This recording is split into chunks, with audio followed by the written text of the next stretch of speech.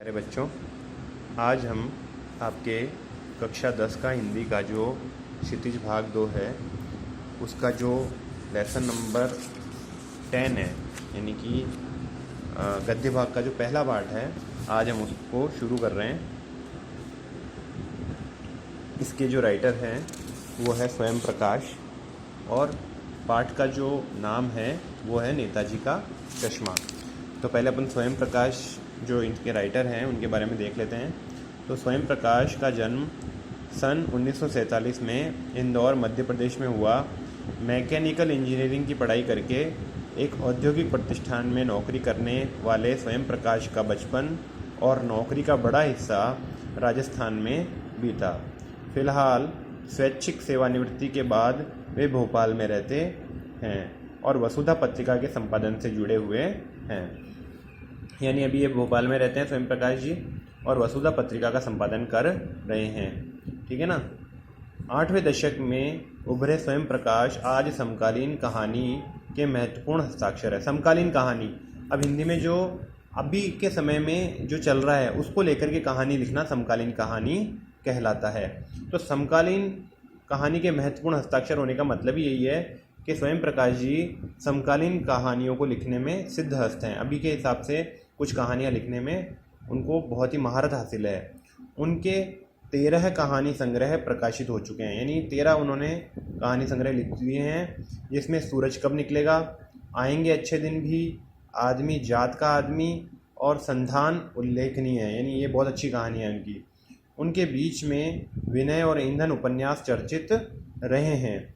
उन्हें पहल सम्मान, बनमाली पुरस्कार, राजस्थान साहित्य अकादमी पुरस्कार आदि पुरस्कारों से भी पुरस्कृत किया जा चुका है। मध्यवर्गीय जीवन के कुशल चितेरे स्वयं प्रकाश की कहानियों में वर्ग शोषण के विरुद्ध चेतना है, तो हमारे सामाजिक जीवन की में जाति, संप्रदाय और लिंग के आधार पर हो रहे भेदभाव के खिलाफ प्रतिकार का स्वर भी है। रोचक किस्सा गोई शैली में लिखी गई उनकी कहानियाँ हिंदी की वाचिक परंपरा को समृद्ध करती है। यानी उन्होंने जो भी कहानियाँ लिखी है बड़ी रोचक शैली में लिखी है, तो उसको आप सुना भी सकते हो। अगर आपने पढ़ लिया है, आपने उसको समझ लिया है, तो आप उसको वाचिक रूप से यानी लोगों को सुना करके भी जो है चमत्कृत कर सकते हो। अब ये जो है, चारों ओर सीमाओं से घिरे भूभाग का नाम ही देश नहीं होता। देश बनता है उसमें रहने वाले सभी नागरिकों, नदियों, पहाड़ों, पेड़ पौधों, वनस्पतियों, पशु पक्षियों से, और इन सबसे प्रेम करने तथा इनकी समृद्धि के लिए प्रयास करने का नाम ही देशभक्ति है। मतलब देशभक्ति का मतलब ये नहीं है कि आपने चारों तरफ सीमाएं खींच दी और वहाँ पर सैनिक बैठे हुए उतना देश है। देश का मतलब है कि आपके घर के बाहर आपने एक पौधा लगाया है ना। आपने किसी पार्क में एक पौधा लगा दिया है।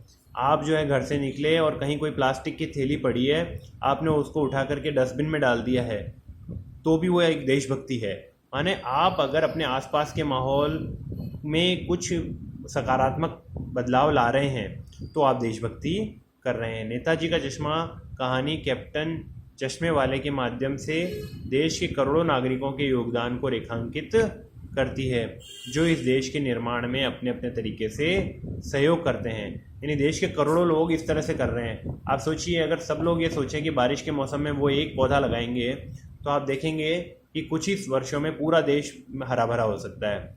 अगर हर व्यक्ति ये सोचे कि वो जो है कचरा कहीं पर भी एक कचरे का टुकड़ा भी कहीं मिलेगा उसको डस्टबिन में डालेगा, तो पूरा देश साफ हो सकता है ना। तो कहानी यह कहती है कि बड़े ही नहीं, बच्चे भी इसमें शामिल है, और बच्चे भी चाहें तो एक बहुत बड़ी महत्वपूर्ण भूमिका इसमें निभा सकते हैं। तो ये कहानी यहाँ से शुरू है, नेताजी का चश्मा।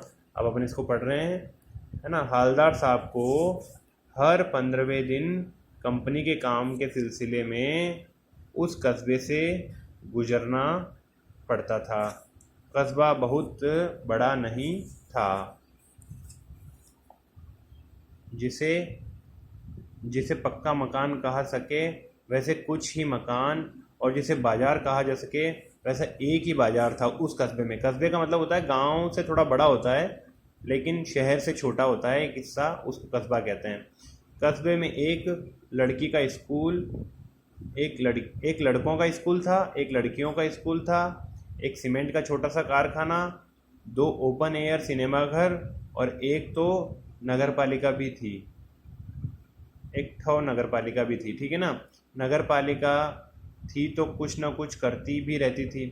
कभी कोई सड़क पक्की करवा दी, कभी कुछ पेशाब घर बनवा दिए, कभी कबूतरों की छतरी बनवा दी, तो कभी कभी सम्मेलन करवा दिया। इसी नगर पालिका के किसी उत्साही बोर्ड या प्रशासनिक अधिकारी ने एक बार शहर में मुख्य चौराहे पर नेताजी सुभाष चंद्र बोस की एक संगमरमर की प्रतिमा लगवा दी। यह कहानी उसी प्रतिमा के बारे में है, बल्कि उससे भी एक छोटे से हिस्से के बारे में, माने उस प्रतिमा से संबंधित ये कहानी है, या उससे भी आप मान लो कि छोटे से एक हिस्से के बारे में ये कहानी है।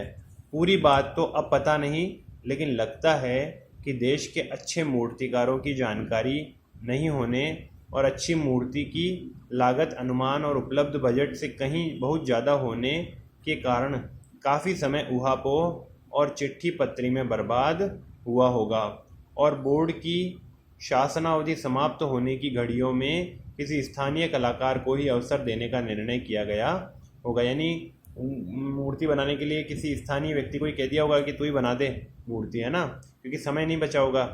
5 साल का टाइम रहता है ना नगर पालिकाओं का, तो 5 साल पूरे होते होते फिर हुआ होगा और उनका डिसीजन लिया हुआ होगा पहले, तो फटाफट से बना दिया होगा।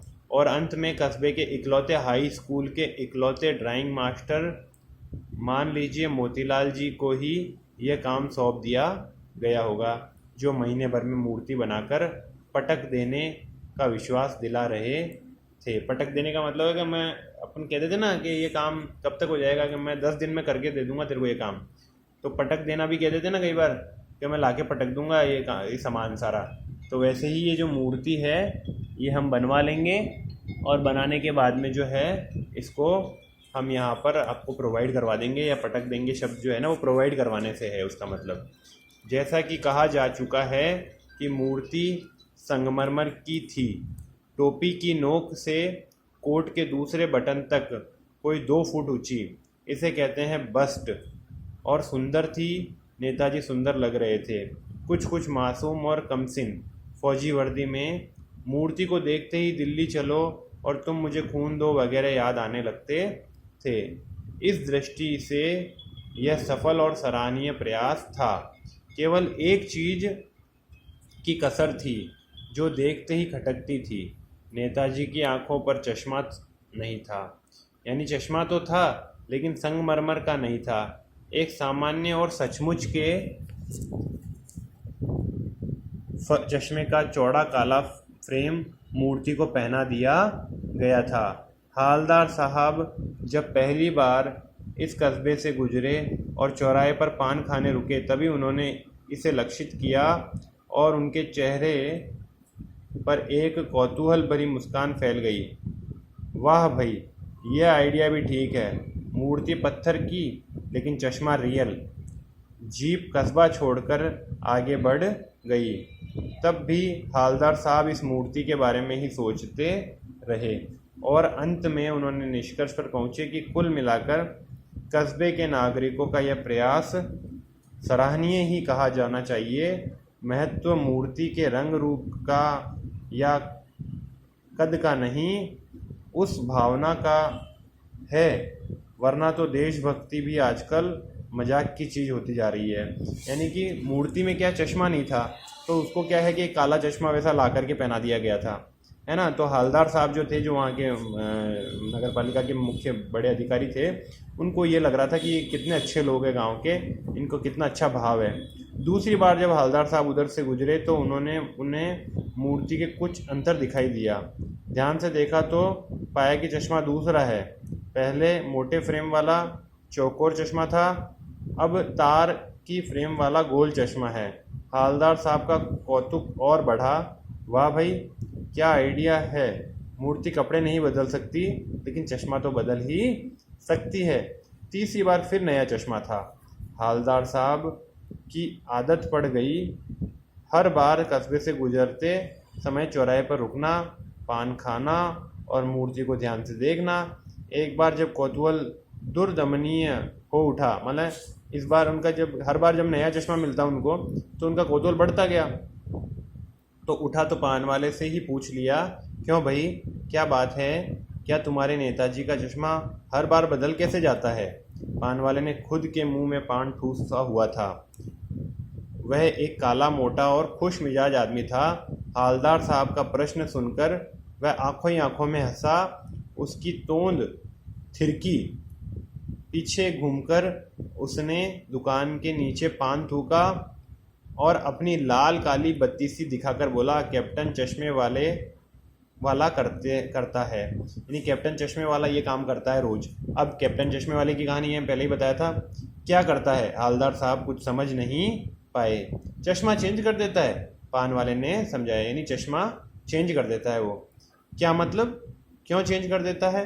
हालदार साहब अब भी नहीं समझ पाए। कोई गिराक आ गया समझो, उसको चौखट चाहिए तो कैप्टन किधर से लाएगा? तो उसको मूर्ति वाला दे दिया, उधर दूसरा बिठा दिया। क्योंकि कैप्टन चश्मे वाला जो था वो चश्मे का काम करता था। अब किसी ग्राहक को मान लीजिए चौड़ा चश्मा चाहिए था तो उसके पास था नहीं, तो वो क्या करता था कि नेताजी का चश्मा उतार देता, उस ग्राहक को दे देता, बदले में नेताजी को दूसरा चश्मा पहना देता जो उसके पास पड़ा होता। ठीक है ना? तो अब हालदार साहब को बात कुछ कुछ समझ में आई।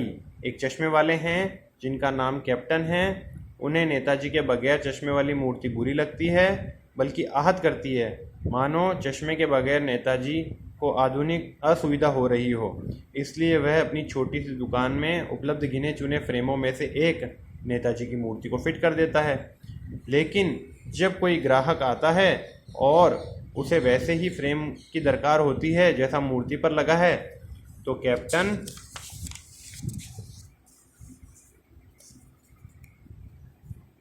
चश्मे वाला मूर्ति पर लगा फ्रेम संभवतः नेताजी से क्षमा मांगते हुए लाकर ग्राहक को दे देता है और बाद में नेताजी को दूसरा फ्रेम लौटा देता है। वाह भाई, खूब, क्या आइडिया है। लेकिन भाई एक बात अभी भी समझ नहीं आई कि हालदार साहब ने पान वाले से फिर पूछा, नेताजी का ओरिजिनल चश्मा कहाँ गया? पान वाला दूसरा पान मुंह में ठूस चुका था। दोपहर का समय था, दुकान पर भीड़ भाड़ अधिक नहीं थी। वह फिर आंखों ही आंखों में हंसा और उसकी तोंद थिरकी। कत्थे की डंडी फेंक पीछे मुड़कर उसने नीचे पीक थूकी और मुस्कुराता हुआ बोला, मास्टर बनाना भूल गया था। यानी कि जिस मास्टर ने ये मूर्ति बनाई है वो मास्टर जो है चश्मा बनाना भूल गया मूर्ति पर। बाद में उसको ध्यान आया कि अपन ने चश्मा तो बनाया ही नहीं। तो आज के वीडियो में इतना ही बेटा। इस लेसन को आप घर पर पढ़ना। ये पार्ट 1 आज अपन ने बना दिया है। इसका आगे का जो पार्ट है वो अपन अगले वीडियो में पढ़ करके इसको कंप्लीट करेंगे। थैंक यू बेटा।